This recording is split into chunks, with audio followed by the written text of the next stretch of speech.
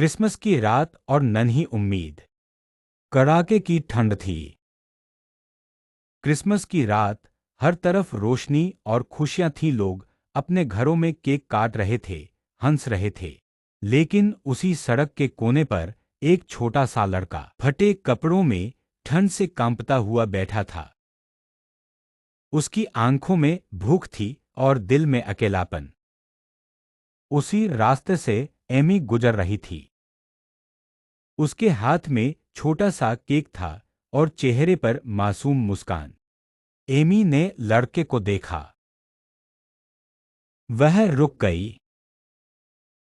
उसने केक लड़के की तरफ बढ़ाते हुए कहा, आज क्रिसमस है, तो कोई भी अकेला नहीं होना चाहिए। लड़के की आंखों में आंसू आ गए। उसने केक लिया, लेकिन उससे ज्यादा उसे एमी की बातों से गर्मी मिली। एमी ने उसके कंधे पर हाथ रखा और बोली, हिम्मत रखो, भगवान सब देख रहा है। उस रात उस लड़के ने सिर्फ केक नहीं पाया, उसने उम्मीद पाई, प्यार पाया और एक नई सुबह का भरोसा पाया। और यही है क्रिसमस का असली मतलब।